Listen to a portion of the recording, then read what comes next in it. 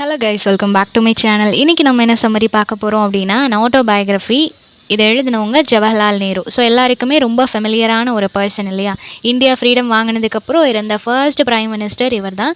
இந்த particular work and autobiography அப்படின்றதுக்கு இன்னொரு டைட்டில் என்ன அப்படின்னா, டுவர்ட் ஃப்ரீடம். ஸோ இதை அவர் எப்போ எழுதியிருக்கிறாரு அப்படின்னா, அவர் ப்ரிசனில் இருந்த டைம் ஜூன் 1934 டு ஃபெப் 1935 இந்த டைமில் தான் அவர் இதை எழுதியிருக்கிறாரு. இது ஒரு மேசிவ் மேனுஸ்கிரிப்டாக தான் ஃபர்ஸ்ட் இருந்திருக்கு. இதை எழுதுறதுக்கு ஆல்மோஸ்ட் ஒரு 9 months அவருக்கு எடுத்திருக்கு. ஓகேவா? எதுக்காக மேசிவ் மேனுஸ்கிரிப்ட் அப்படின்னு சொல்கிறேன்னா, 976 pages இது வந்து ஃபர்ஸ்ட் எழுதும்போது அவர் அவ்வளோ பேஜஸ்க்கு எழுதியிருக்கிறாரு. ஆஃப்டர்வர்ட்ஸ் அதை கொஞ்சம் சிம்பிளிஃபை பண்ணியிருக்கிறாங்க. சில விஷயங்கள் வந்து கொஞ்சம் எலாபரேட்டாக இருக்குது அப்படின்னு சொல்லிட்டு அதை ரெடியூஸ் பண்ணியிருக்கிறாங்க. ஸோ 976 pages வந்து ஒரிஜினல் மேனுஸ்கிரிப்டில் இருந்திருக்கு. அது வந்து எப்போ கம்ப்ளீட் பண்ணியிருக்கிறாங்கன்னா, February 1935. ஓகேவா? இதோட ஃபர்ஸ்ட் எடிஷன் வந்து 1936 நெக்ஸ்ட் இயரே பப்ளிஷ் ஆயிருக்கு. அதுக்கப்புறம் இதில் நிறைய எடிஷன்ஸ், நியர்லி 12 எடிஷன்ஸ் வந்திருக்கு. 30 லாங்குவேஜில் இதை டிரான்ஸ்லேட் பண்ணியிருக்கிறாங்க. இதோட கண்டென்ட் அப்படின்னு பார்க்கும்போது கம்ப்ளீட்லி ஆட்டோபயோகிராஃபிக்கல் எலமெண்ட்ஸ் எல்லாமே, அவரோட எக்ஸ்பீரியன்ஸ் எல்லாத்தையும் ஷேர் பண்ணியிருக்கிறாரு. டோட்டலாக 68 சாப்டர்ஸ் இருக்குது. 672 பேஜஸில் எழுதியிருக்கிறாரு. ஸோ நியர்லி ஒரு 300 சம்திங் பேஜஸ் கிட்ட அவர் ரெடியூஸ் பண்ணியிருக்கிறாரு. ஓகேவா? ஸோ 672 பேஜஸ் தான் அதுக்கப்புறம் அவர் ஃபைனலைஸ் பண்ணது. தென் இதை வந்து எழுதும்போது அவங்க ஒய்ஃப் வந்து ரொம்ப உடம்பு சரியில்லாமல் இருந்திருப்பாங்க. ஓகேவா? ஸோ ரொம்ப இல்னஸில் இருந்ததுனால இந்த புக்கை முடிக்கும்போது அந்த புக்கை அவரோட ஒய்ஃபுக்கான கமலா நேருக்கு ஒரு டெடிகேஷன் மாதிரி தான் இந்த புக்கை அவர் ப்ரெசென்ட் பண்ணியிருக்கிறாரு. தென் இது வந்து ஒரு கம்ப்ளீட் புக்காக இருந்தாலும் இதை 3 பார்ட்ஸாக ரீடர்ஸ்க்காக நம்ம டிவைட் பண்ண முடியும். ஃபர்ஸ்ட் பார்ட்டில் வந்துட்டு அவரோட சைல்ட்ஹுட் அண்ட் யூத்தை பற்றி சொல்லியிருப்பாங்க. செகண்ட் பார்ட்டில் அவர் பாலிட்டிக்ஸில் என்டர் ஆனது அண்ட் அதில் அவர் பார்த்த ஸ்ட்ரகிள்ஸ் எல்லாத்தையும் மென்ஷன் பண்ணியிருப்பாரு. தென் தேர்ட் பார்ட்டில் வந்துட்டு ரிஃப்ளெக்ஷன் இன் ப்ரிசனில் அவர் இருக்கும்போது என்ன மாதிரியான விஷயங்கள் அவர் கோ த்ரூ பண்ணார் அப்படின்றத பற்றி பேசியிருப்பார்.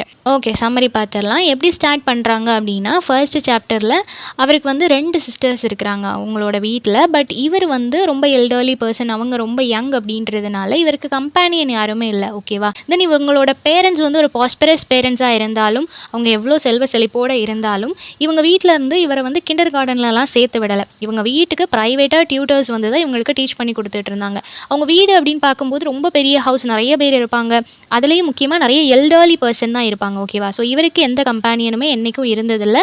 ரொம்ப லோன்லியாக ஃபீல் பண்ணிட்டு இருந்திருப்பாரு. இவங்க ஃபேமிலி கம்ப்ளீட்லி ஒரு காஷ்மீரி ஃபேமிலி. ஓகேவா? காஷ்மீரில் இருந்து தான் அலகாபாத்துக்கு இவங்க வந்திருக்கிறாங்க. நியர்லி ஒரு 200 இயர்ஸ்க்கு முன்னாடியே அவங்க வந்துட்டாங்க. அப்படி இவங்களோட ஃபோர்ஃபாதர்ஸ் வரும்போது ஃபருக் சியர் அப்படின்னு சொல்லப்படுற ஒரு பர்சன் தான் எம்பரராக இருந்திருக்கிறாரு. ஓகேவா? அரவுண்ட் 1716 இவங்க வந்து மைக்ரேட் ஆகிருக்கிறாங்க. எங்கேருந்து? காஷ்மீர்லேருந்து அலகாபாத்துக்கு வந்திருக்கிறாங்க. நெக்ஸ்ட்டு ராஜ் கவுல் அப்படின்னு சொல்லப்படுற பர்சன் தான் இவங்களோட அந்த மூதாதையர் வழியில் ஃபர்ஸ்ட் பர்சன் இந்த மாதிரி மைக்ரேட் ஆனது. அதுக்கப்புறம் அந்த ஜென்ரேஷன்ஸ் எல்லாமே ஸ்ப்ளிட் ஆக ஆரம்பிக்குது. ஓகேவா? தென் இவரோட நேம் நேரு அப்படின்ற இந்த நேமோட மீனிங் என்ன அப்படின்னா கர்னல். ஸோ இந்த நேம் தான் ஆஃப்டர்வர்ட்ஸ் இவங்களோட ஃபேமிலி நேமாகவே மாறிடுச்சு. எல்லாருக்குமே அந்த நேரு அப்படின்றத வந்து ஆட் பண்ண ஆரம்பிச்சிட்டாங்க. தென் இவரோட ஃபாதர் இருக்கிறாங்க இல்லையா, அவங்க வந்து தியோசாபிக்கல் சொசைட்டியில் ஒரு மெம்பராக இருந்திருக்கிறாரு. அது என்ன அப்படின்னா, வேர்ல்டு வைடு இருக்கக்கூடிய எல்லா ரிலீஜியன், எதெல்லாம் பேசப்படாத சட்டங்கள் இருக்கும் இல்லையா, அந்த மாதிரி நிறைய விஷயங்கள், மக்கள் பேசுகிறதுக்கு தயங்குற விஷயங்கள், எல்லாரும் அக்செப்ட் பண்ணிக்க தயங்குற விஷயங்கள், அந்த மாதிரியான இது எல்லாமே அந்த ஒரு இடத்துல வந்து டிஸ்கஸ் பண்ணுவாங்க, படிப்பாங்க. அப்படிப்பட்ட அந்த ஒரு இடத்துல அந்த சொசைட்டியில் வந்து நேரு அவர்களோட அப்பா வந்து இருந்திருக்கிறாரு, ஒரு மெம்பராக இருந்திருக்கிறாரு. ஓகேவா? அவரோட 13 வயசுலேயே அவர் அங்கே இருந்திருக்கிறாரு. தென் 15 வயசில் இங்கிலாந்து போகிறாரு. தென் GM ட்ரெவல்லியனோட ஒரு புக்கு வந்து அவர் ஸ்கூல் படிக்கும்போது அவருக்கு ப்ரைஸாக கிடைக்கிது. தென் கேம்பிரிட்ஜோட ட்ரினிட்டி காலேஜில் என்டர் ஆகிறாரு. அக்டோபர் 1907 வந்து அவருக்கு ஒரு 17 வயசு இருக்கும்போது அந்த ட்ரினிட்டி காலேஜுக்குள்ளே அவர் என்டர் ஆகிறாரு அவரோட படிப்புக்காக. அப்போ அவர் படிக்கிறது என்ன அப்படின்னா, நேச்சுரல் சயின்ஸ் தான் படிக்கிறாரு. ஓகேவா? கேம்பிரிட்ஜில் நேச்சுரல் சயின்ஸ் படித்தாலும் அவருக்கு பெருசாக அதில் இன்ட்ரெஸ்ட் எதுவும் இல்லை. இதை கண்டினியூ பண்ணணுமா அப்படின்ற மாதிரி ஒரு மைண்ட் செட்டில் தான் அவர் அங்கே படிச்சுட்டு இருக்கிறாரு. அங்கே இருக்கக்கூடிய இந்தியன்ஸ், கேம்பிரிட்ஜில் நிறைய இந்தியன்ஸ் இருப்பாங்க இல்லையா, அந்த மாதிரி இருக்கக்கூடிய இந்தியன் சொசைட்டி எல்லாத்தையும் எப்படி சொல்கிறாங்கன்னா மஜ்லிஸ் அப்படின்னு சொல்லி அவங்கள அட்ரஸ் பண்ணுறாங்க. இந்த நேரு அவர்கள் வந்து அவங்களோட சின்ன வயசில் வந்து அவங்க அப்பா எப்போவுமே அவரை ரொம்ப பனிஷ் பண்ணுவாங்களாம். எதுக்காக அப்படின்னா, இவர் மோஸ்ட்லி அந்த ஃபவுண்டெயின் பென் இருக்கும் இல்லையா, அப்போ அதெல்லாம் ரொம்ப ஃபேமஸாக இருந்திருக்கும். அந்த ஃபவுண்டெயின் பென் கொஞ்சம் எக்ஸ்பென்சிவாகவும் இருந்திருக்கும். அந்த பென்னை இவர் அப்பப்போ ஸ்டீல் பண்ணிட்டாரு அப்படின்னு சொல்லிட்டு இவரை பனிஷ் பண்ணுவாங்களாம். அப்போது அவரை பனிஷ் பண்ணும்போது நியர்லி ஒரு 6 to 7 இயர்ஸ் தான் எனக்கு இருக்கும் அப்படின்றத சொல்கிறாங்க. நெக்ஸ்ட்டு முன்ஷி முபாரக் அப்படின்னு சொல்லப்படுற ஒரு பர்சன், இவங்க வீட்டுக்கு வருவாங்க. அந்த பர்சன் சொல்லக்கூடிய ஓல்டு டெய்ல்ஸ் அதுலேயும் முக்கியமாக Arabian nights and other stories எல்லாமே எனக்கு இப்போவும் ஞாபகம் இருக்குது. அவங்க நிறைய கதை சொல்லுவாங்க அப்படின்றத மென்ஷன் பண்ணியிருக்கிறாங்க. தென் இவங்களோட ஃபெஸ்டிவல் இப்போ நம்ம வந்து நியூ இயரை எவ்வளோ கிராண்டாக செலிப்ரேட் பண்ணுறோமோ அதே மாதிரி காஷ்மீரி பீப்புளுக்கு வந்து ஒரு முக்கியமான ஃபெஸ்டிவலாக எது இருக்குது அப்படின்னா நரோஸ் அப்படின்னு சொல்லக்கூடிய அந்த ஒரு ஃபெஸ்டிவல் தான். அதுவும் அவங்களோட நியூ இயர் மாதிரி தான். அவங்க வந்து ரொம்ப கிராண்டாக அதை செலிப்ரேட் பண்ணுறாங்க. தென் இவங்களோட ஃபேமிலி ஹவுஸ் இருக்கும் இல்லையா, ஒவ்வொரு வீட்டுக்கும் ஒவ்வொரு பேர் வச்சுருப்பாங்க. அந்த மாதிரி இவங்களோட வீட்டு பேர் ஆனந்த் பவன் அப்படின்றத சொல்கிறாங்க. தென் ஃபெர்டினாண்ட் டி ப்ரூக்ஸ் அப்படின்றவர் வந்துட்டு இவருக்கு வந்து ரீட் பண்ணுறதுக்கு ஒரு இன்ட்ரெஸ்ட்டை கொடுத்தது அவர் தான் அப்படின்றத சொல்கிறாங்க.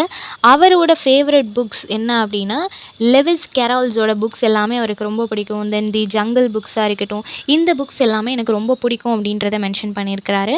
தென் ப்ரூக்ஸ் இருக்கிறார் இல்லையா, அவரை இவங்க ஃபேமிலிக்கு இவங்களோட அப்பாவுக்கு ரெக்கமெண்ட் பண்ணது யார் அப்படின்னா ஆனி பெசன்ட் அப்படின்ற அந்த கேரக்டர் தான் ப்ரூக்ஸை வந்து இன்ட்ரடியூஸ் பண்ணுது. ஸோ அவர் மூலமாக எனக்குள்ள ரீடிங் ஹேபிட்ஸ் வந்து நிறைய வந்துச்சு, நிறைய புக்ஸ் எனக்கு ஃபேவரட் ஆச்சு அப்படின்றத சொல்கிறாங்க. நெக்ஸ்ட்டு ஒன்ஸ் இவருக்கு வந்து நார்வேக்கு போகிறதுக்கான ஒரு ஆப்பர்ச்சுனிட்டி கிடச்சிருக்கும். ஸோ அந்த மாதிரி இவர் நார்வேக்கு போகும்போது ஒரு ஒயிட் மென்னோட இவருக்கு ஒரு ஃப்ரெண்ட்ஷிப் கிடச்சிருக்கும். ஸோ 2 பேரும் சேர்ந்து ட்ராவல் பண்ணிகிட்டு இருக்கிறாங்க.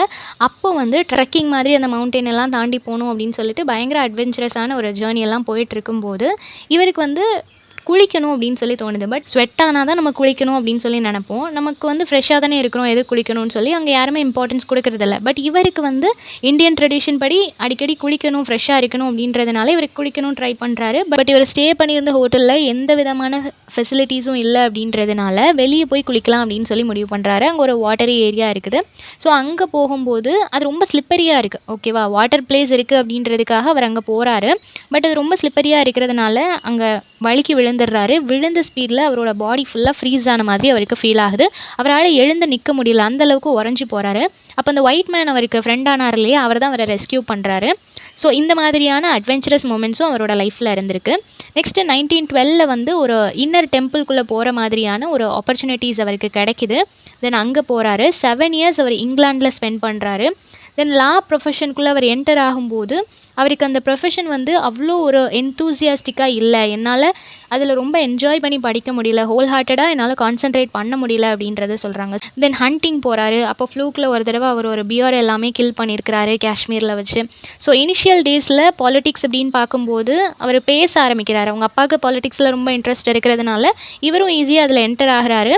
பட் அவருக்கு வந்து இனிஷியலி ரொம்ப பயமாக இருக்குது. பப்ளிக்கை ஃபேஸ் பண்ணுறதுக்கும் பப்ளிக் ஸ்பீச்சஸ் கொடுக்கறதுக்கும் ரொம்ப கஷ்டமாக இருக்குது. ஏன் அப்படின்னா இவர் வந்து இங்கிலீஷில் வெல் ட்ரெயின்டாக இருந்திருக்கிறாரு. பட் ஹிந்துஸ்தானியில் கம்ப்ளீட்டாக பேசுகிறதுக்கு அவரால் முடியலை. அப்படி இருக்கிற சமயத்தில் காந்திஜியை ஒரு நாள் மீட் பண்ணுறாரு. தென் அது வந்து ஒரு கிறிஸ்மஸ் டைம் 1916 கிறிஸ்மஸ் டைமில் தான் அவங்க மீட் பண்ணுறாங்க. தென் 16லேயே இவருக்கு வந்து மேரேஜ் ஆகுது. டெல்லியில் அவருக்கு மேரேஜ் ஆகுது. ஸோ அவங்களோட அப்பா என்ன பண்ணுறாங்க அப்படின்னா டெய்லி நியூஸ் பேப்பர் ஸ்டார்ட் பண்ணுறாங்க. ஓகேவா, நியூஸ் பேப்பர் கம்பெனி ஸ்டார்ட் பண்ணி இண்டிபெண்டன்ட் அப்படின்ற அந்த நியூஸ் பேப்பர் மூலமாக அவர் நிறைய ஏர்ன் பண்ணிகிட்டு இருக்கிறாரு. இது வந்து அலகாபாத்தில் அவர் வச்சுருக்கிறாரு. 1919 ஃபர்ஸ்ட்டு ஸ்டார்ட் பண்ணுறாரு. இனிஷியல் ஸ்டேஜஸில் அது நல்லா போயிட்டு இருந்துச்சு, அது நல்ல வரவேற்பு கிடைக்கிது.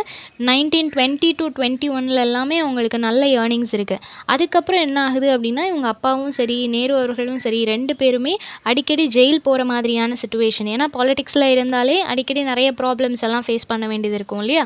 ஸோ அந்த மாதிரி அவங்க அடிக்கடி ஜெயிலுக்கு போயிட்டு வர்றதுனால ப்ராப்பரான மெயின்டெனன்ஸ் இல்லாமல் இந்த நியூஸ் பேப்பர் கம்பெனியை இழுத்து மூடுற மாதிரியான ஒரு சிச்சுவேஷன் ஆச்சு. ஸோ 19 ஆரம்பித்து 23 அதை வந்து க்ளோஸ் பண்ணிட்டாங்க. நெக்ஸ்ட் என்ன நடக்குது அப்படின்னா இவர் ஒரு பெசண்ட்டை வந்து மீட் பண்ணுறாங்க. ஓகேவா, ஸோ அவங்கள மீட் பண்ணும்போது அவங்க தான் இவங்களுக்குள்ளே இருந்த அந்த ஒரு ஷைனஸை வந்து தூக்கி போட்டாங்க. அவங்க மூலமாக தான் நான் பப்ளிக்கில் எப்படி பேசணும், எப்படி அவங்களெல்லாம் ஃபேஸ் பண்ணணும் அப்படின்றது எனக்கு தெரிஞ்சுது அப்படின்றத சொல்கிறாங்க. ஸோ நம்ம வந்து ஒரு பெரிய விஷயத்த எப்படி பண்ணுறதுன்னு யோசிச்சுட்டு இருக்கும்போது ஒரு சின்ன குழந்தைகிட்டேருந்து நமக்கு ஒரு ஆன்சர் கிடைக்கும் இல்லையா.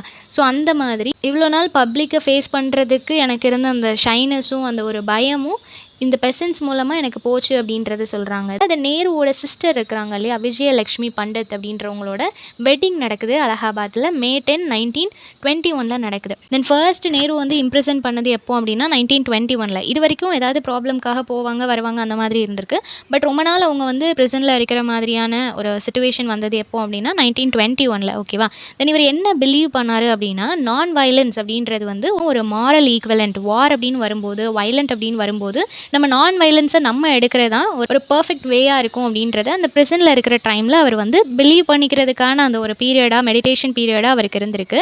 தென் டிசம்பர் 1921 அண்ட் ஜான்வரி 1922 இந்த பீரியட் வரைக்கும் நியர்லி 30,000 பீப்புள் வந்து இம்ப்ரிசனில் இருந்திருக்கிறாங்க. ஓகேவா? ஸோ எதுக்காக அப்படின்னா அந்த சிவில் டிஸ்ஒபீடியன்ஸ் மூமெண்ட் நடந்துட்டு இருந்த பீரியடில் 30,000 பீப்புளை வந்து இம்ப்ரிசன் பண்ணுற மாதிரியான சுச்சுவேஷன் ஆயிருக்கு. அந்த டைமில் அசாட் பஞ்சாப் அப்படின்னு சொல்லப்படுற ஒரு பர்சன் அவர் வந்து என்ன பண்ணுறாங்க அப்படின்னா சாட்டையால் அடித்து கொடுமைப்படுத்துகிற மாதிரியான சுச்சுவேஷன் எல்லாமே நடந்திருக்கு. ஸோ ரொம்ப சிவியரான வயலன்ஸ் அந்த பீரியடில் இருந்திருக்கு. தென் நேரு அண்ட் சந்தானம் இவங்க 2 பேரையுமே அரெஸ்ட் பண்ணி ஒரே ஹேண்ட்கஃப் போட்டு அவங்க 2 பேரையும் கூட்டிகிட்டு போகிறாங்க. எதுக்காக அப்படின்னா கிங்கை ரெஸ்டோர் பண்ணுறதுக்கான அந்த ஒரு ப்ரொட்டஸ்ட்டில் வந்து அவங்க இருந்தாங்க அப்படின்றதுக்காக 2 பேரையுமே அரெஸ்ட் பண்ணி கூட்டிகிட்டு போகிறாங்க. நெக்ஸ்ட் என்ன நடக்குது அப்படின்னா எம்ஏ ஜின்னா இருக்கிறாங்க இல்லையா, அவங்க வந்து இறந்து போகிறாங்க. எப்போனா நேரு வந்து ப்ரிசனில் இருக்க டைமில் அவங்க இறந்து போகிறாங்க. அவங்கள தான் ஆல்ரெடி சரோஜினி நாயுடு வந்து ஹிந்து முஸ்லிம்ஸோட யூனிட்டிக்கு ஒரு எக்ஸாம்பிள் அவங்க தான் ஒரு சிம்பிளாக இருக்கிறாங்க அப்படின்றத ப்ரைஸ் பண்ணியிருப்பாங்க. இப்போ அந்த பர்சன் வந்து இறந்து போகிறாங்க. தென் நேரு கிட்ட ஒருத்தங்க ஆல்ரெடி வார்ன் பண்ணுறாங்க, உங்களோட கலீக்ஸில் ஒருத்தங்களே உங்களை வந்துட்டு தோக்கடிக்கிறதுக்கு உங்களை கொல்றதுக்கு சான்சஸ் இருக்குது. ஸோ பி அவேர் அப்படின்ற மாதிரி அவங்க வந்து வார்ன் பண்ணிட்டு போகிறாங்க. தென் சில காங்கிரஸ் முஸ்லிம்ஸ் எல்லாம் இருப்பாங்க இல்லையா, அவங்க வந்து ஒரு குரூப் ஒன்று ஃபார்ம் பண்ணுறாங்க. அந்த குரூப்பை வந்து நேஷ்னலிஸ்ட் முஸ்லிம் பார்ட்டி அப்படின்னு வச்சுக்கிறாங்க. சில பேருக்கு வந்து அவங்க இருக்கக்கூடிய அந்த குரூப்பில் ஒரு அதிருப்தி இருக்கும் இல்லையா, அந்த மாதிரியான பீப்புள் எல்லாரும் சேர்ந்து அவங்களுக்கான ஒரு குரூப்பை அவங்களே பில்ட் பண்ணிக்கிறாங்க. இது வந்து எந்த டைமில் அப்படின்னா டெல்லி யூனிட்டி கான்ஃபரன்ஸ் நடந்த 1924 அந்த பீரியடில் வந்து முஸ்லிம்ஸ் எல்லாரும் அவங்களுக்கான ஒரு பார்ட்டியை கிரியேட் பண்ணிக்கிறாங்க. தென் ஒரு ரயட் ஒன்று நடக்கு, ஹிந்து முஸ்லிம்ஸ் வந்து ஒரு ரயட் நடக்கு. அதை பிரேக் பண்ணுறதுக்காக அலகாபாத்தில் வந்து நேரு அதில் இன்வால்வ் ஆகிறாரு. ஸோ இந்த மாதிரி நிறைய இடங்களில் ஹிந்து முஸ்லிம்ஸ் ஃபைட் வரும்போது எல்லாத்தையும் அதை சால்வ் பண்ணணும், அவங்க 2 பேரும் ஒன்றா இருக்கணும் அப்படின்றதுல ரொம்ப கான்சென்ட்ரேட் பண்ணிட்டு இருந்திருக்கிறாங்க. தென் நேரு அவர்கள் வந்து ஒரு பீரியடில் அவருக்கு சேர்மனாக இருக்கக்கூடிய ஒரு ஆப்பர்ச்சுனிட்டி கிடைக்குது. ஸோ 3 இயர்ஸ் அவர் சேர்மனாக இருக்கிறதுக்கான ஆப்பர்ச்சுனிட்டி கிடைக்குது. பட் அவர் 2 இயர்ஸ்லேயே ரிசைன் பண்ணியிருக்கிறாரு. ரிசைன் பண்ணுறதுக்கு வேரியஸ் பர்சனல் ரீசன்ஸ் அவருக்கு இருந்திருக்கலாம். ஸோ 2 வருஷம் ஒர்க் பண்ணிவிட்டு அந்த ஒரு வருஷத்தில் அவர் ரிசைன் பண்ணிட்டாரு. நெக்ஸ்ட் 1925 என்ன நடக்குது அப்படின்னா அவங்களோட ஒய்ஃப் வந்து ரொம்ப உடம்பு சரியில்லாமல் ஆயிடுறாங்க. ஸோ ரொம்ப சீரியஸ் ஆனதுக்கப்புறமா இவங்க ட்ரீட்மெண்ட்காக சுவிட்சர்லாந்து போகலாம் அப்படின்னு சொல்லிட்டு பிளான் பண்ணுறாங்க. ஸோ மார்ச் 1926 நேரு அவர்கள் அவரோட ஒய்ஃப், டாட்டர், சிஸ்டர், பிரதர்-இன்-லா இவங்க எல்லாருமே கப்பல் பயணமாக பாம்பே டு வெனிஸ் போகிறாங்க. ஓகேவா? அங்கே போனதுக்கப்புறமா யூரோப்பில் ஸ்டே பண்ணுறாங்க. 1 இயர் 9 மந்த்ஸ் அங்கே ஸ்டே பண்ணியிருக்கிறாங்க. அவங்க ஒய்ஃபுக்கு குணமாகணும், ட்ரீட்மெண்ட் பண்ணணும் அப்படின்றதுக்காக ஃபேமிலியாக போயிட்டு அங்கே ஸ்டே பண்ணுறாங்க. அப்படி ஸ்டே பண்ணியிருக்கும்போது நிறைய இடங்கள் அவருக்கு சுற்றி பார்க்குறதுக்கான ஆப்பர்ச்சுனிட்டிஸ் கிடைக்குது. சுவிட்சர்லாந்து, ஜெனீவா, அங்கே இருக்கிற மவுண்டெயின் பிளேசஸ் எல்லாத்தையுமே இவர் ட்ராவல் பண்ணுறாரு. நியர்லி ஃப்ரான்ஸ், ஜெர்மனி, இங்கிலாந்து இந்த மாதிரி எல்லா இடங்களுக்கும் அவர் ட்ராவல் பண்ணுறாரு, எல்லாத்தையும் எக்ஸ்ப்ளோர் பண்ணுறாரு. ஸ்போர்ட்ஸில் இவருக்கு இன்ட்ரெஸ்ட் வருது. அதுலேயும் முக்கியமாக ஐஸ் ஸ்கேட்டிங் வந்து இவருக்கு ரொம்ப பிடிக்கும். ஸ்போர்ட்ஸ் அப்படின்னாலே ஐஸ் ஸ்கேட்டிங் மேலே அவருக்கு அவ்வளோ இன்ட்ரெஸ்ட். ஸோ யூரோப்பில் இருந்த அந்த டைமில் வந்து அது மேலே ரொம்ப ஒரு அப்சஷனாக இருந்திருக்கிறாரு. தென் இவர் வந்து ஒரு ஃப்ரீடம் ஃபைட்டரை வந்து மீட் பண்ணுறாங்க. ஷாமாஜி கிருஷ்ணவர்மா அப்படின்ற ஒரு பர்சனை வந்து மீட் பண்ணுறாங்க. அவர்கிட்ட பழைய காப்பீஸ், அந்த பழைய புக்ஸ் இருக்கும் இல்லையா, இந்தியன் சோஷியாலஜிஸ்ட் அப்படின்னு சொல்லப்படுற அந்த ஒர்க்கோட ஓல்டு காப்பீஸ் எல்லாமே அவங்கக்கிட்ட இருந்திருக்கு. ஸோ அது எல்லாத்தையும் அவங்க பார்க்குறாங்க. தென் இவர் நிறைய இடங்களுக்கு போகிற மாதிரியான ஒரு ஆப்பர்ச்சுனிட்டி கிடைக்கிது. ஜப்பான், சைனா, திபெத், மாஸ்கோ இந்த மாதிரி நிறைய இடங்களுக்கு ட்ராவல் பண்ணுறாரு. ஒவ்வொரு இடங்கள்லையும் நிறைய இம்ப்ரெசிவான தமிழ் பீப்புளை மீட் பண்ணுறாங்க. Not just like Tamil people, அவங்க வந்து ஒரு ஃப்ரீடம் ஃபைட்டராக இருந்திருக்கிறாங்க, ஒரு பாலிட்டிக்ஸில் இம்பார்ட்டண்ட்டான பர்சனாக இருந்திருக்கிறாங்க. சம்பாகிராமன் பிள்ளை அப்படின்ற ஒரு பர்சனை மீட் பண்ணுறாங்க. அவங்களாம் ஓல்டு அந்த வார் டைமில் வந்துட்டு அந்த குரூப்பில் ஒரு மெம்பராக இருந்தவங்க. இந்த மாதிரி நிறையா சிக்னிஃபிகண்ட்டான பர்சன்ஸ் எல்லாத்தையும் மீட் பண்ணுறதுக்கான ஒரு ஆப்பர்ச்சுனிட்டி கிடைக்குது அந்த ட்ராவல் மூலமாக. ஸோ எல்லாரையும் மீட் பண்ணுறாங்க, நிறைய நாலேஜ் கெயின் பண்ணிக்கிறாங்க, நிறைய எக்ஸ்ப்ளோர் பண்ணுறாங்க. நெக்ஸ்ட் என்ன நடக்குது அப்படின்னா இவர் வந்து ஒரு பிளேஸ்க்கு, வில்லா அப்படின்ற ஒரு இடத்துக்கு வந்துட்டு பில்கிரிமேஜ் மாதிரி போகிறாரு. ஓகேவா? ஸோ அந்த இடம் வந்து காந்திஜி ஒன்ஸ் ஒரு லெட்டரில் இவருக்கு மென்ஷன் பண்ணியிருப்பார். ஸோ அதில் தான் இவருக்கு ஒரு இம்ப்ரெஷன் வந்திருக்கும். ஸோ அதனால் இவர் அந்த இடத்துக்கு ஒரு பில்கிரிமேஜ் மாதிரி போகிறாரு.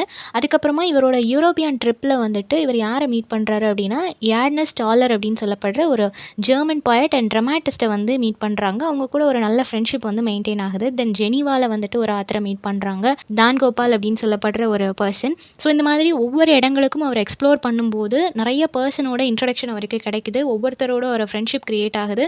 அது வந்து பொலிட்டிக்ஸாக இருக்கட்டும் அண்ட் ஆல்சோ பர்சனல் லைஃப்பில் நிறைய இடங்களில் அவருக்கு ஹெல்ப் பண்ணுது அப்படின்றத மீன் பண்ணுறாங்க. இவர் ஒன்ஸ் இங்கிலாந்து போயிருக்கிறாரு. அந்த டைமில் வந்துட்டு ஜென்ரல் ஸ்ட்ரைக் ஒன்று போயிட்டுருக்குது. அந்த இடத்துல ஸ்ட்ராங் ஆர்கனைசேஷன், மைன் ஒர்க்கர்ஸ் இருக்கிறாங்க இல்லையா, அவங்களுக்கான ஒரு ஸ்ட்ராங் ஆர்கனைசேஷனை இவரால் பார்க்க முடியுது. இங்கிலாந்தில் இவர் விசிட் பண்ணியிருக்கும் போது அந்த மைன் ஒர்க்கர்ஸுக்கான ஒரு ஸ்ட்ராங்கான ஆர்கனைசேஷனை இவர் பார்க்கும்போது தான் கம்பேர் பண்ணுறாரு. இந்தியாவில் எந்த அளவுக்கு வீக்கரான ஆர்கனைசேஷன் இருக்குது, முக்கியமாக ஒர்க்கர்ஸ்க்கு இருக்கக்கூடிய அந்த ஆர்கனைசேஷன் எல்லாமே ஸ்ட்ராங்காக இல்லை அப்படின்றத கம்பேர் பண்ணுறாரு. நெக்ஸ்ட்டு 1927 வந்துட்டு இவருக்கு லத்தி சார்ஜ் கிடைக்குது. லக்னோவில் நடக்கக்கூடிய ஒரு ரயட்டில் வந்து இவருக்கு பயங்கரமான லத்தி சார்ஜ் கிடைக்குது. ஸோ இது வந்து அந்த பிரிட்டிஷ் பீப்புளோட எந்த அளவுக்கு க்ரூயலான ஒரு ரூலிங் இருந்துச்சு அப்படின்றத எக்ஸ்பிரஸ் பண்ணுறாரு. தென் பகத்சிங், ஜதீந்திரநாத் தாஸ் இவங்க எல்லாருமே இந்த ஹங்கர் ஸ்ட்ரைக், உண்ணாவிரத போராட்டம், ப்ரிசனில் இருக்கும்போது இந்த மாதிரியான ஹங்கர் ஸ்ட்ரைக் எல்லாமே இருக்கிறாங்க. அப்போது அன்ஃபார்ச்சுனேட்லி அந்த தாஸ் அப்படின்ற பர்சன் வந்துட்டு ரொம்ப ட்ராஜிக்கலாக இறந்து போகிறாரு. ஏன்னா சாப்பிடாம இருக்கிறாங்க இல்லையா, ஸோ ட்ராஜிக்கலாக அவங்க இறந்து போகிறாங்க. அது எப்போ அப்படின்னா அந்த ஸ்ட்ரைக்கு கண்டினியூ ஆகி கரெக்டாக 61வது நாளில் அந்த பர்சன் வந்து சாப்பிடாம இருக்கிறாங்க. ஸோ கண்டிப்பாக ரொம்ப வீக்காக இருப்பாங்க, அதனால் இறந்து போகிறாங்க. தென் 1927 வந்துட்டு royal commission of labour in India, இவங்களை வந்து ஒயிட்லி கமிஷன் அப்படின்னும் சொல்லுவாங்க. இவங்களுக்குள்ள ஒரு கான்ட்ரவர்சி வந்து கிரியேட் ஆகுது. என்ன அப்படின்னா லெஃப்ட் விங்ஸ் அப்போஸ் பண்ணுறாங்க, ரைட் விங்ஸ் சப்போர்ட் பண்ணுறாங்க. ஸோ இந்த மாதிரி ஒரு கான்ட்ரவர்ஷியலான ஒரு சுச்சுவேஷன் தான் அங்கே போயிட்டுருக்கு. தென் நேருவை வந்து ஹிந்து மேகசினில் ப்ரைஸ் பண்ணுறாங்க. எதுக்காக அப்படின்னா இவர் வந்து ஹிந்து விடோ அப்படின்னு சொல்லி மென்ஷன் பண்ணியிருக்கிறாங்க. விடோ அப்படின்றவங்க வந்து அவங்க லைஃபையே தியாகம் பண்ணிவிட்டு அவங்க ஹஸ்பண்ட் போனதுக்கப்புறமா ஒரு லோன்லி லைஃப்பை வாழ்வாங்க. கம்ப்ளீட்லி ஒரு செல்ஃப்லெஸ் லைஃப் தான் இருக்கும் இல்லையா. ஸோ அந்த மாதிரி இவருமே கம்ப்ளீட்லி அவரோட பொலிட்டிக்கலுக்காக, நாட்டுக்காக நிறைய கஷ்டப்படுறாரு அப்படின்றதுனால அந்த ஒரு சாக்ரிஃபைஸை மென்ஷன் பண்ணுற விதமாக, அந்த குட் குவாலிட்டிஸை அட்ரஸ் பண்ணுற விதமாக நிறைய நேம்ஸ், நிறைய டைட்டில்ஸ் இவருக்கு கொடுக்குறாங்க. Bharat Bhushan, jewel of India, Thyagamurthy, இந்த மாதிரி நிறைய விஷயங்கள், எம்பாடிமெண்ட் ஆஃப் சாக்ரிஃபைஸ் இப்படின்னு சொல்லிட்டு நிறைய டைட்டில் வந்து ஹிந்து மேகசினில் அவருக்கு கொடுக்குறாங்க. அவரை ப்ரைஸ் பண்ணி பப்ளிஷ் பண்ணுறாங்க. நெக்ஸ்ட்டு நேரு அண்ட் அவரோட ஃபாதர், இவங்க 2 பேரும் சேர்ந்து காந்திஜியை வந்து மீட் பண்ணுறாங்க. அப்படி மீட் பண்ணும்போது இவரோட ஃபாதர் வந்து என்ன அனௌன்ஸ் பண்ணுறாங்க அப்படின்னா, என்னோட வீடு அலகாபாத்தில் இருக்கக்கூடிய என்னோட வீடை வந்துட்டு நான் இந்த நேஷனுக்காக நான் கொடுத்துடலான் இருக்கிறேன். அதோட நேமையும் மாற்றி ஸ்வராஜ் பவன் அப்படின்னு சொல்லி அதை மாற்றிடலாம்.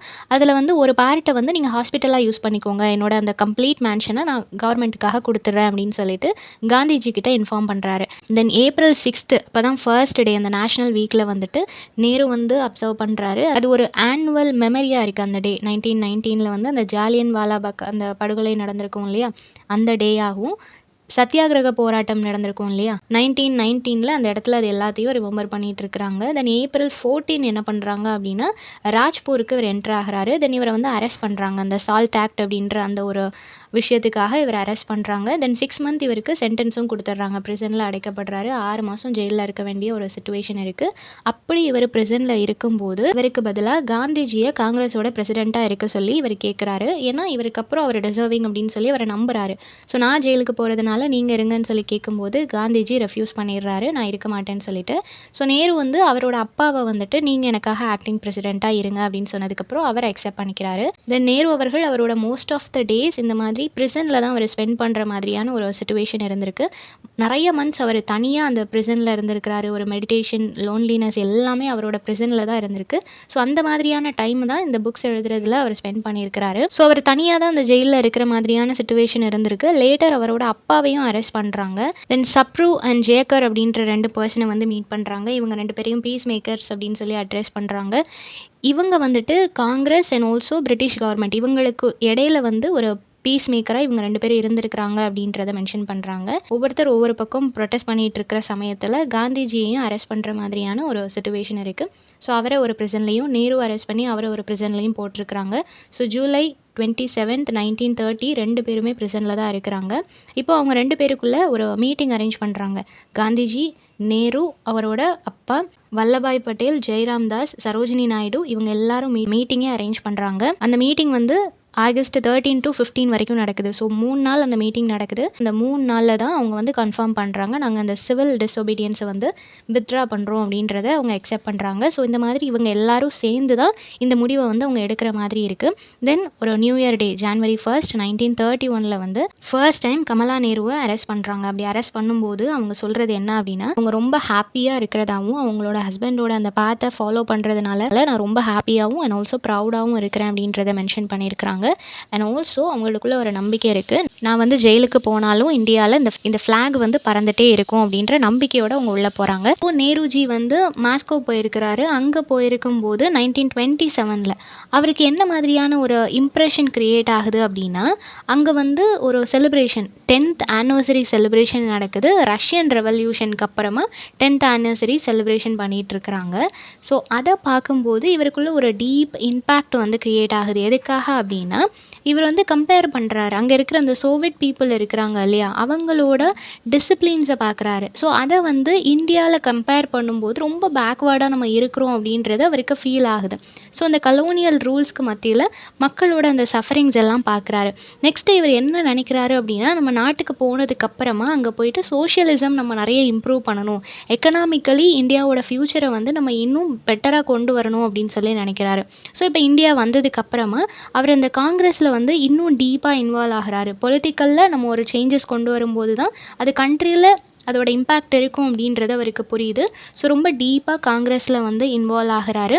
அவரோட சீனியர் லீடரான அவங்க அப்பா இருக்கிறாங்க இல்லையா, அவங்கள தாண்டி நம்ம நல்லா ஒர்க் பண்ணணும் அப்படின்னு சொல்லி நினைக்கிறாரு. தென் 1928 வந்து சைமன் கமிஷன் அது இந்தியாவுக்குள்ளே வருது. ஸோ அது வந்து வேண்டாம் அப்படின்னு சொல்லி எல்லாரும் நினைக்கிறாங்க. அதுக்கு அகெயின்ஸ்டாக இவரும் ப்ரொட்டஸ்ட் பண்ணுறாரு. சைமன் கோ பேக் அப்படின்ற ஒரு ஸ்லோகனோட நிறைய இடங்கள்ல அந்த இந்தியா ஃபுல்லாக இவரோட தலைமையில் ப்ரொட்டஸ்ட் பண்ணிகிட்டு இருக்கிறாங்க. இப்போது மோதிலால் நேரு, அதாவது நேருஜியோட அப்பா இருக்கிறாங்க இல்லையா, அவங்க வந்துட்டு சேர்மனாக இருக்கிறாங்க. நேரு ரிப்போர்ட் கமிட்டியோட சேர்மனாக இருக்கிறாங்க. இப்போது நேருஜி வந்து சுபாஷ் சந்திர போஸோட ஒரு நல்ல கனெக்ஷனில் இருக்கிறாரு. ஏன் அப்படின்னா, அவர் சோஷியலிசம் வந்து நல்லா பேசுகிறாரு அப்படின்றதுக்காகவும் கம்ப்ளீட் இண்டிபெண்டன்ஸ் அவர்கிட்ட இவரால் ஃபீல் பண்ண முடியுது. டொமினியன் ஸ்டேட்டஸ் ரொம்ப அந்த ஆதிக்கம் பண்ணுற மாதிரியெல்லாம் இல்லாமல் கம்ப்ளீட் இண்டிபெண்டன்ஸை சுபாஷ் சந்திர போஸ் கிட்ட ஃபீல் பண்ண முடிகிறதுனால அவர் கூட இவர் ரொம்ப க்ளோஸாக இருக்கிறாரு. தென் 1929 இவர் வந்து இந்தியன் பிரசிடெண்ட்டாக இருக்கிறார். ஓகேவா, எலெக்ஷனில் நிற்கிறாரு லாகூர் காங்கிரஸ் செஷனில். ஸோ இவரோட 40வது வயசில் நேஷனல் காங்கிரஸ் அதில் வந்து இவர் பிரசிடெண்ட்டாக போட்டிடுறாரு. தென் காங்கிரஸ் வந்து அஃபிஷியலாக என்ன டிக்ளேர் பண்ணுறாங்க அப்படின்னா, நமக்கு கம்ப்ளீட்டாக இண்டிபெண்டன்ஸ் கிடச்சிட்டு அப்படின்னு சொல்லி 1929 அவங்க அனௌன்ஸ் பண்ணுறாங்க. ஸோ அந்த ஃப்ரீடம் ஸ்ட்ரகிள்ஸ் எல்லாத்துக்கும் இது ஒரு டேர்னிங் பாயிண்ட்டாக இருக்குது. தென் அஃபிஷியலி அவங்க அனௌன்ஸ் பண்ணுறது என்ன அப்படின்னா, ஒரு இண்டிபெண்டன்ஸ் ரெசல்யூஷனாக அவங்க என்ன சொல்கிறாங்கன்னா, ஜான்வரி 26 வந்துட்டு நம்ம all over the India independence டேயாக செலிப்ரேட் பண்ணுவோம் அப்படின்றத சொல்கிறாங்க. ஓகேவா, 1930 இதை அனௌன்ஸ் பண்ணுறாங்க. தென் நேருஜி வந்துட்டு சிவில் டிஸொபீடியன்ட் மூமெண்ட்லேயும் பார்ட்டிசிபேட் பண்ணுறாரு. அதில் வந்து நிறைய ப்ரொட்டஸ்ட் எல்லாம் நடக்குது. ஸோ அதுலேயும் அவர் பார்ட்டிசிபேட் பண்ணுறாரு. எங்கெல்லாம் ஃப்ரீடம்க்கு அகேன்ஸ்டாக மக்களை ரொம்ப டார்ச்சர் பண்ணுற மாதிரியான சிச்சுவேஷன் இருக்கோ எல்லாத்துக்கு அகேன்ஸ்டாகவும் இவர் ப்ரொட்டஸ்ட் பண்ணிகிட்டே இருக்கிறாரு. தென் இவரை வந்து நிறைய டைம் அரெஸ்ட் பண்ணியிருக்கிறாங்க. பட் அதை பற்றி கன்சிடரே பண்ணல. நிறைய மூமெண்ட்டில் அவர் இன்வால்வ் ஆகும்போது அவர் அரெஸ்ட் பண்ணுறாங்க. நிறைய வருஷங்கள் அவர் பிரிசனில் இருக்கிற மாதிரியான சிச்சுவேஷன் எல்லாமே இருந்திருக்கு. ஏர்லி 1930s எல்லாமே நிறைய தடவை நிறைய பிரிசனில் அவர் இருந்திருக்கிறாரு. அப்படி அந்த ஜெயிலில் அவர் டைம் ஸ்பெண்ட் பண்ணும்போது தான் ரீடிங் ஹேபிட் வந்து அவருக்கு இன்னும் வைட் ஆயிருக்கு. ஹிஸ்ட்ரி, சயின்ஸ், ஃபிலாசபி, மார்க்சிசம் இந்த மாதிரி நிறைய இதை வந்து அவர் ரீட் பண்ண ஆரம்பிச்சிருக்கிறாரு. அண்ட் ஆல்சோ எஸ்ஸேஸும் எழுத ஆரம்பிச்சிருக்கிறாரு. தென் காந்திஜியோட அவருக்கு ஒரு நல்ல கனெக்ஷன் ஒன்று கிரியேட் ஆகுது. அவர் எப்போவுமே காந்திஜியோட லீடர்ஷிப்பை வந்து அட்மையர் பண்ணுவார். அவரோட மாரல் கரேஜ் எல்லாத்தையுமே அட்மையர் பண்ணுவார். But sometimes non violence, compromise இந்த மாதிரியான ஷேட்ஸ் பக்கம் காந்திஜி போகும்போது இவருக்கு அது பிடிக்காது. ஸோ அந்த மாதிரி டிஸ்அக்ரிமெண்ட்ஸும் இருந்திருக்கு. பட் அவரை நிறைய அட்மையர் பண்ணவும் செஞ்சுருக்கிறாரு. தென் நேருஜியோட ஒய்ஃப் கமலா நேரு இருக்கிறாங்க இல்லையா, அவங்க வந்துட்டு இவரை மாதிரியே ஈக்குவலி இந்தியாவோட அந்த ஃப்ரீடம்காக ஸ்ட்ரகிள் பண்ணியிருக்கிறாங்க அப்படின்றத சொல்கிறாங்க. ஸோ விமன் எல்லாரும் சேர்ந்து ப்ரொட்டஸ்ட் பண்ணுறதா இருக்கட்டும், தென் லிக்கர் ஷாப்பெல்லாம் மூடணும்னு சொல்லி போராட்டம் பண்ணுறதா இருக்கட்டும், இது எல்லாமே நிறைய விமனோட சேர்ந்து அவங்களும் ப்ரொட்டஸ்ட் பண்ணியிருக்கிறாங்க. தென் ரிப்பீட்டடாக அவங்களுமே நிறைய தடவை ஜெயிலுக்கு போயிருக்கிறாங்க. ஈவன் அவங்களோட ஹெல்த் வந்து ரொம்ப வேர்ஸ்ட்டாக இருந்தாலும் அதை கன்சிடர் பண்ணாமல் அவங்க ஜெயிலுக்கு போயிருக்கிறாங்க. இது வந்து நேருஜியை ரொம்ப ஹர்ட் பண்ணுச்சு அப்படின்றத சொல்கிறாங்க. சொல்கிறாங்க. தென் அவர் என்ன டிஸ்கிரைப் பண்ணுறாரு அப்படின்னா, அவங்களோட சாக்ரிஃபைஸ் அண்ட் ஆல்சோ கரேஜ், அவ்வளோ பெயினில் இருக்கும்போது ரொம்ப கரேஜியஸாக எல்லாத்துலேயும் இன்வால்வ் ஆனாங்க அப்படின்றத சொல்கிறாங்க. அண்ட் ஆல்சோ அவங்களோட இல்னஸ் டியூபர்குலோசிஸால் அவங்க பாதிக்கப்பட்டிருப்பாங்க. அவங்க ட்ரீட்மெண்ட்காக அப்ராட் போகிற மாதிரியான சுச்சுவேஷன் இருந்திருக்கும். இது ஃபர்ஸ்ட் பார்ட்லேயே நம்ம பார்த்தோம். அப்படி அப்ராட்லாம் போகிற மாதிரியான சுச்சுவேஷன் வரும்போது நேருஜி அண்ட் ஆல்சோ அவரோட டாட்டர் அவங்களுக்குள்ள ஒரு நல்ல ரிலேஷன்ஷிப், ஒரு ஸ்ட்ராங்கான பாண்ட் கிரியேட் ஆச்சு அப்படின்றத சொல்கிறாங்க. தென் 1930 to 35க்குள்ள அவருக்கு வந்து நிறைய ஸ்ட்ரகிள்ஸ் ஃபேஸ் பண்ணுற மாதிரி இருந்துச்சு. எக்கனாமிக், சோஷியல் ரெவல்யூஷன், இந்த மாதிரி பொலிட்டிக்கல் சைட்லேருந்து நிறைய அவர் ப்ராப்ளம் ஃபேஸ் பண்ணிகிட்டு இருந்தார். அண்ட் ஆல்சோ நிறைய சக்ஸஸுமே அவருக்கு கிடச்சிது. தென் ஆல் இண்டியா காங்கிரஸில் வந்துட்டு இவர் வந்து ஒரு பார்ட்டாக இருக்கிறாரு. தென் ஆல் இண்டியா காங்கிரஸ் கமிட்டியில் வந்து ஒரு மீட்டிங் அரேஞ்ச் பண்ணுறாங்க. அங்கே வந்து நிறையா லீடர்ஸ் கூட லைக் வல்லபாய் பட்டேலாக இருக்கட்டும், ராஜேந்திர பிரசாத்தாக இருக்கட்டும், இந்த மாதிரியான கிரேட் லீடர்ஸோட ஒரு மீட்டிங் இவருக்கு கிடச்சிது அப்படின்றத சொல்கிறாங்க. தென் செகண்ட் ரவுண்ட் டேபிள் கான்ஃபரன்ஸ்லேயும் 2ஆம் சட்டமேசை மாநாடுன்னு சொல்லுவாங்க இல்லையா, அதில் வந்து பார்ட்டிசிபேட் பண்ணுறதுக்கான ஒரு ஆப்பர்ச்சுனிட்டி இவர் கிடைக்கிது. 1931 இவர் வந்து அதுலேயும் இன்வால்வ் ஆகிறாரு. தென் இந்தியாவில் இவர் ஸ்டே பண்ணிகிட்டு இருக்கும்போது காந்திஜி வந்து லண்டன் போயிருப்பார். ஸோ அது அவருக்கு ஒரு கிரிட்டிக்கலான ஒரு பீரியடாக இருந்திருக்கும். நெக்ஸ்ட்டு 1933 வந்து இவரை அகெயின் அரெஸ்ட் பண்ணுறாங்க. எதுக்காக அப்படின்னா, இவர் வந்துட்டு அவரோட ஆர்டிக்கலில் பிரிட்டிஷ் அந்த பாலிசிஸ் எல்லாத்தையும் கிரிட்டிசைஸ் பண்ணி ஆர்டிக்கலில் எழுதியிருக்கிறாரு. அப்படின்றதுனால பிரிட்டிஷ் ரூலிங் தானே இங்கே போயிட்டுருக்கு, இவங்க அவங்களுக்கு கீழே தான் ஒர்க் பண்ணிகிட்ருக்காங்க. ஸோ அதனால் அவங்க வந்து அகெயின் இவங்களை அரெஸ்ட் பண்ணுறாங்க. தென் ப்ரிசனில் இருக்கிற டைமில் தான் இவர் அந்த ஆட்டோபயோகிராஃபியோட அந்த டிராஃப்ட் எல்லாத்தையுமே எழுத ஸ்டார்ட் பண்ணுறாரு. ஓகேவா? ஸோ அதில் வந்து இவரோட செல்ஃப் எக்ஸாமினேஷனும் இருக்குது. அண்ட் ஆல்சோ யங்கர் ஜென்ரேஷனுக்கான ஒரு ரெக்கார்ட் மாதிரியும் என்னெல்லாம் நடந்துச்சு அப்படின்றத ஹிஸ்ட்ரி மாதிரியும் அவர் எழுதிட்டு இருந்தார். ஸோ நம்ம தனிமையில் இருக்கும்போது தான் நம்ம என்ன பண்ணுறோன்றதை எக்ஸாமின் பண்ணுறதுக்கான ஒரு பீரியடாக இருக்கும் இல்லையா? ஸோ அந்த மாதிரியான பீரியட் இவர் ப்ரிசனில் இருக்கும்போது தான் கிடச்சிது அப்படின்றத சொல்கிறாங்க. தென் இவரோட அந்த ரைட்டிங்ஸ் எல்லாமே ரிவீல் பண்ணது என்ன அப்படின்னா, அவரோட பர்சனல் ஸ்ட்ரகிள்ஸாக இருக்கட்டும், லோன்லினஸாக இருக்கட்டும், அவருக்கு இருந்த டவுட்ஸாக இருக்கட்டும், ஃபேமிலி, பொலிட்டிக்கல் எவல்யூஷன், இந்த மாதிரி நிறைய விஷயங்கள், சோஷியலிசமாக இருக்கட்டும், சொசைட்டி ரிலேட்டடாக அண்ட் ஆல்சோ பர்சனலி என்னெல்லாம் அவர் கோ த்ரூ பண்ணார் எல்லாத்தையுமே அனலைஸ் பண்ணுறதுக்கான ஒரு பீரியடாக அது இருந்துச்சு அப்படின்றத சொல்கிறாங்க. அண்ட் ஆல்சோ அவரோட ரைட்டிங்ஸுமே அதுதான் ரிவீல் பண்ணுச்சு அப்படின்றத சொல்கிறாங்க. தென் 1935 to 36 இருக்கு இல்லையா, அந்த டைமில் இவர் எதை பற்றி எழுதுறாரு அப்படின்னா, ஃபாசிசம் வந்து அதோட வளர்ச்சி, அதோட இம்பாக்ட் என்ன மாதிரி இருந்துச்சு, ஹிட்லர் அப்படின்ற பர்சன் யூரோப்பில் என்ன மாதிரியான தாக்கத்தை ஏற்படுத்துறாரு, இது வந்து வேர்ல்டோட அந்த பீஸ்க்கே ஒரு டேஞ்சர் மாதிரி ஒரு ஹிட்லரை பார்த்தாரு. ஸோ ஹிட்லரோட அந்த ஒரு குரூயலான ரூலிங் எப்படி இருந்துச்சு அப்படின்றதையும் அவர் வந்து எழுதியிருக்கிறாரு. நெக்ஸ்ட் என்ன சொல்கிறாரு அப்படின்னா, ஒன்ஸ் இவர் வந்து யூரோப் விசிட் பண்ணியிருப்பாரு. அப்போது நிறைய சோஷியலிஸ்ட் கூட இவருக்கு ஒரு கான்டாக்ட் கிடச்சிருக்கும், கம்யூனிஸ்ட் லீடராக இருக்கட்டும். ஸோ இது எல்லாமே குளோபலி அவரை வந்து ஸ்ட்ரென்தன் ஆக்கியிருக்கு. நம்ம நிறைய இடங்கள் போகும்போது நிறைய பேரோட கான்டாக்ட் கிடைக்கும் போது நம்மளோட கெரியரில் அது ஒரு ஹெல்ப்பாக இருக்கும் இல்லையா? ஸோ அந்த மாதிரி இவருக்கு நிறைய கான்டாக்ட் கிடச்சிருக்கு. தென் இவர் என்ன ஸ்ட்ராங்காக பிலீவ் பண்ணுறாரு அப்படின்னா, இந்தியாவோட அந்த ஃப்ரீடம் அப்படின்றது இந்த வேர்ல்டு வைட் கேபிட்டலிசம் அண்ட் இம்பீரியலிசம்க்கு ஒரு அந்த ஸ்ட்ரகிள், அந்த லார்ஜஸ்ட் ஸ்ட்ரகிளில் இந்தியாவோட ஒரு ஃப்ரீடமும் ஒரு இம்பார்ட்டண்ட் பாயிண்ட்டாக இருக்கும், அதுவுமே ஒரு பார்ட் ஆஃப் வேர்ல்டு தான் அப்படின்றத சொல்கிறாங்க. இந்தியாவில் நடக்கக்கூடிய அந்த கொடுமைகளாக இருக்கட்டும், இந்தியாவில் ஒரு விஷயம் நடக்குதுன்னா அதோட இம்பேக்ட் வந்து வேர்ல்டு வைடு இருக்கும் அப்படின்றத சொல்ல நினைக்கிறாரு. தென் இயர்லி 1936 வந்துட்டு கமலா நேரு இவரோட ஒய்ஃப் வந்து இறந்து போகிறாங்க. அது அவரோட லைஃப்பில் ஒரு பெரிய பர்சனல் லாஸ் அப்படின்னு சொல்லலாம். அது அவரால் தாங்கிக்க முடியாத, உடனே வெளியே வர முடியாத ஒரு இம்பாக்டாக அவரோட லைஃப்பில் இருந்திருக்கு. வெரி சூன் அவர் வந்து அகெயின் பிரசிடென்ட் ஆஃப் காங்கிரஸ், அவர் எலெக்ஷனில் நிற்கிறாரு, வின் பண்ணணும் அப்படின்றதுக்காக, மக்களுக்கு ஏதாவது பண்ணணும் அப்படின்றதுக்காக. 1936 சேம் இயர் அவர் எலெக்ஷனில் நிற்கிறாரு. பட் அந்த டைமில் வந்துட்டு இவர் என்ன மாதிரி ரெகக்னைஸ் பண்ணுறாங்க அப்படின்னா, யங்ஸ்டர்ஸுக்கான அவங்களுக்கு வாய்ஸ் அவுட் பண்ணக்கூடிய ஒரு பர்சன் அப்படின்னும், ஒரு ரேடிக்கல் ஜென்ரேஷன் காங்கிரஸ் அப்படின்னும் அவருக்கு நிறைய டேக்ஸ் எல்லாமே கொடுக்குறாங்க. பட் அந்த டைமில் கூட அவர் காந்திஜிக்கு கீழே தான் ஒர்க் பண்ணிட்டு இருந்தார். காந்தியோட இன்ஃப்ளூயன்ஸ் வந்து அவருக்கு அதிகமாகவே இருந்துச்சு. பட் அவரையும் தனியாக மக்கள் வந்து ரெகக்னைஸ் பண்ண ஸ்டார்ட் பண்ணாங்க. இதில் தான் அந்த ஜெயிலில் இருக்கும்போது அவருக்கு ஒரு விஷயம் தோணுது, நம்மளோட லைஃப்பை வந்து ஏன் ஒரு ரிஃப்ளெக்ஷனாக நம்ம கொண்டு வரக்கூடாது, யங்கர் ஜென்ரேஷனை இன்ஃப்ளூயன்ஸ் பண்ணுறதுக்கான ஒரு டூலாக நம்ம ஏன் எடுத்துக்கக்கூடாது.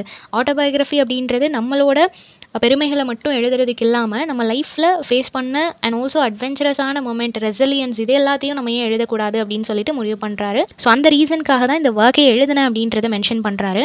தேர்ட் பார்ட்டில் என்ன சொல்கிறாரு அப்படின்னா ரிஃப்ளெக்ஷன் இன் ப்ரிசன். ஸோ ப்ரிசனில் இருக்கும்போது அவரோட லைஃப்பை வந்து ரிஃப்ளெக்ட் பண்ணணும்னு நினைக்கிறாரு, நிறைய எழுதணும்னு நினைக்கிறாரு. ஸோ அதில் வந்து என்ன அவர் ஸ்ட்ராங்காக மென்ஷன் பண்ணியிருக்கிறாரு அப்படின்னா, நான் இந்த புக்கை எழுதுறதுக்கான ரீசன் என்னோட லைஃப்பில் நடந்த விஷயங்கள் எல்லாத்தையும் நான் இப்படி இருந்தேன் அப்படி இருந்தேன்றதை ஆட்டோபயோகிராஃபியாக மட்டும் சொல்லணும்னு இல்லாமல் யங்ஸ்டர்ஸை என்கரேஜ் பண்ணணும், அவங்களுக்கு ஒரு ட்ரிகர் பாயிண்ட்டாக இது இருக்கணும் அப்படின்னு சொல்லி நான் நினச்சேன். ஸோ அதுக்காக தான் என்னோட ஜேர்னியை நான் இதில் ஷேர் பண்ணியிருக்கிறேன் அப்படின்றத சொல்கிறாங்க.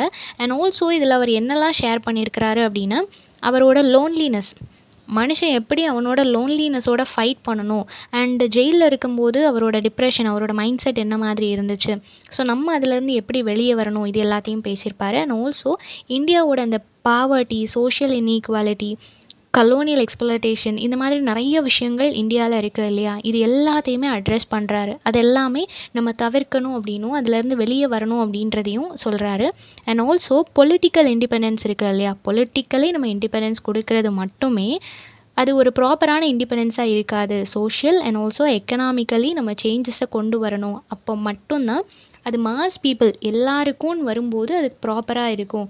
பொலிட்டிக்கலில் நீங்கள் சேஞ்சஸை கொண்டு வரும்போது பதவியில் இருக்கிறவங்களுக்கு மட்டும்தான் அது சாதகமாக இருக்குமே தவிர பாமர மக்களுக்கு இருக்காது அப்படின்றத சொல்கிறாங்க. அண்ட் ஆல்சோ ஜெயிலில் இருக்கும்போது இவர் நிறைய ரைட்டர்ஸை வந்து அட்மையர் பண்ணுறாரு. மார்க்ஸ், லெனின், ஏஞ்சல்ஸ், இந்த மாதிரி நிறைய western historian, philosophers and also scientist எல்லாரையுமே ரொம்ப இவரை அட்மையர் பண்ணுறாரு. அவங்களோட ரைட்டிங்ஸ் எல்லாமே இவரை ரொம்பவே இம்ப்ரெஸ் பண்ணியிருக்கு அப்படின்றத சொல்கிறாரு.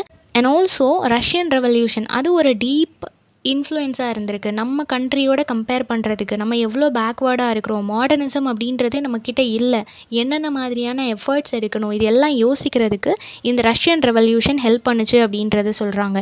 அண்ட் ஆல்சோ இவர் நிறைய விஷயங்கள் நோட் பண்ணும்போது அவருக்கு என்ன புரிய வருது அப்படின்னா, நம்ம எந்த அளவுக்கு சோஷியலி நம்ம பேக்வேர்டாக இருக்கிறோம். சோவியட் பீப்புள் அவங்களோட லைஃப்பை பார்க்குறாரு, நம்மளோட லைஃப்பை பார்க்குறாரு, நம்ம எதுக்கு இம்பார்ட்டன்ஸ் கொடுக்குறோம். ஸோ இது எல்லாத்தையுமே அவர் வந்து ஜெயிலில் இருக்கிற அந்த டைமில் தான் அனலைஸ் பண்ணிகிட்டு இருக்கிறாரு. ஸோ ரொம்ப நம்புகிற ஒரு விஷயம் என்ன அப்படின்னா, சயின்ஸ் அண்ட் டெக்னாலஜி இது மட்டும்தான் இந்தியாவை வந்து நல்லா இம்ப்ரூவ் பண்ணுறதுக்கும் டெவலப்டு கண்ட்ரியாக மாற்றுறதுக்கும் ஹெல்ப் பண்ணும். ரேதர் தென் ரிலீஜியஸாக இருக்கட்டும், இல்லைன்னா நம்ம பிளைண்டாக நம்பக்கூடிய ட்ரெடிஷனாக இருக்கட்டும், அதுக்கு நம்ம இம்பார்ட்டன்ஸ் கொடுக்காம சயின்ஸுக்கும் டெக்னாலஜிக்கும் நம்ம இம்பார்ட்டன்ஸ் கொடுத்தோன்னா இந்தியாவில் பெரிய சேஞ்சஸை பார்க்க முடியும் அப்படின்றத சொல்கிறாங்க. அண்ட் ஆல்சோ இந்தியாவில் இருக்கக்கூடிய கேஸ்ட் சிஸ்டமாக இருக்கட்டும், அன்டச்சபிலிட்டியாக இருக்கட்டும், சோஷியல் பேக்வேர்டாக இருக்கட்டும், இந்த மாதிரி நிறைய விஷயங்கள் நம்ம ஃபாலோ பண்ணிகிட்டு இருக்கிறோம் இல்லையா, நிறைய விஷயங்கள் நம்மளை பிரித்து வச்சுருக்குது இல்லையா, அது எல்லாம் எப்போ மறையுதோ அப்போ தான் நம்ம ஆக்சுவல் ஃப்ரீடம் நமக்கு கிடைக்கும் அப்படின்றத சொல்கிறாங்க. ஸோ பிரிட்டிஷ் நம்மளை ரூல் பண்ணிகிட்ருக்கிறான், அவன் நம்மளை டாமினேட் பண்ணிகிட்ருக்கிறான்றதை தாண்டி நமக்குள்ளேயே நிறைய செப்பரேஷன்ஸ் இருக்குது.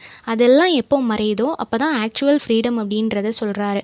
நெக்ஸ்ட் என்ன சொல்கிறாரு அப்படின்னா, காந்திக்கும் அவருக்கும் இருக்கக்கூடிய அந்த ஒரு கான்ஃப்ளிக்ட், அவர் ரொம்ப அமைதியாக இருக்கணும், அமைதியாக நம்ம ஃபைட் பண்ணணும் அப்படியெல்லாம் சொல்கிறாரு இல்லையா, அது வந்து சம்டைம்ஸ் இவருக்கு செட் ஆக மாட்டிருக்கு அப்படின்றத சொல்கிறாரு.